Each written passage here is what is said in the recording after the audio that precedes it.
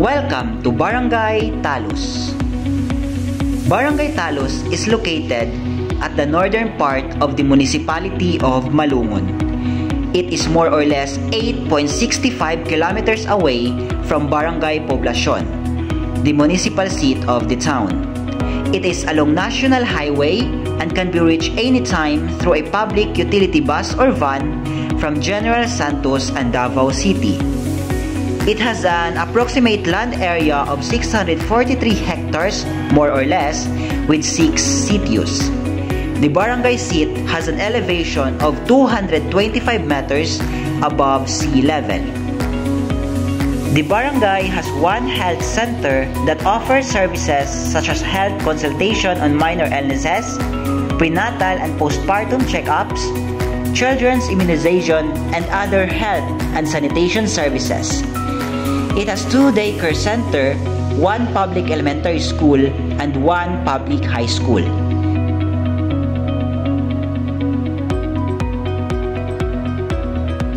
(2010 to 2014 were the years when Barangay Talos had started the practice of zero open defecation.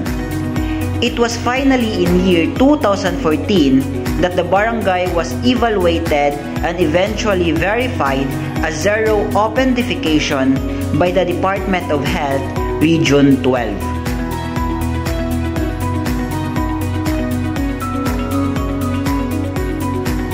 In the year 2010, Barangay Talos has 98 access to sanitary toilet. It was made possible because of the leadership of that year Barangay Captain Honorable Joey L. Espinosa, as he imposed the programs and guidelines through his political will. The Barangay Council also innovates the parent mentoring in year 2010. Therefore, series of Purok meetings, dialogues, and consultations were conducted. The access to sanitary toilet facility has reached 100% from calendar year 2011 to 2014. Despite of the programs implemented particularly on sanitation, the Council still does not have written documents, barangay resolutions, and ordinances to support the health and sanitation programs. In the year 2014, after the technical support of the Water and Sanitation Program World Bank as a partner of the LGU Malungon, the Barangay Council of Talos enacted and approved Barangay Ordinance Number 01-2014, or known as an ordinance requiring all households of Barangay Talos to have their own sanitary toilet bowl. Documentation on the program and project in the barangay were slowly practiced. They also adopted the Municipal Ordinance Number 12-2014, thus 051, known as an ordinance eradicating open defecation in the municipality of Malungon, province of Sarangani. The provincial government of Sarangani, through the Provincial Health Office, awarded Barangay Talos with plaque of recognition in achieving 100% access to sanitary toilet facilities on January 9, 2013. On March 10 to 11, 2014, the LGU Malungon conducted the first Municipal Health and Sanitation Summit. Barangay Talos is one of the 31 barangays that were recognized as zero open defecation community and awarded with a tarpaulin to be displayed at the strategic area of the community.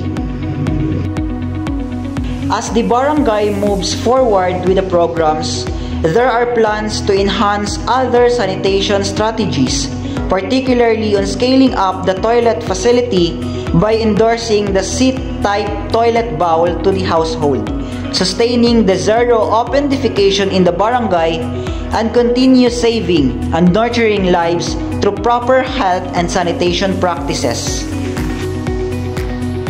The current administration under the leadership of Honorable Jesus Juso have undergoing plans programs, and projects that will push the barangay to sustainability under zero open defecation. Here in Barangay Talos, we ensure that everyone in the community are given importance, especially in the aspects of health and sanitation. Our barangay health and sanitary personnel are always at their best, covering all aspects to provide sustainability. Moreover, we also ensure that our water supply is abundant, meeting the needs of the consumer, either it's drinking water or in general use. Also, our barangay health workers are doing their best in conducting quarterly survey to every household, covering aspects under water and health and also sanitation.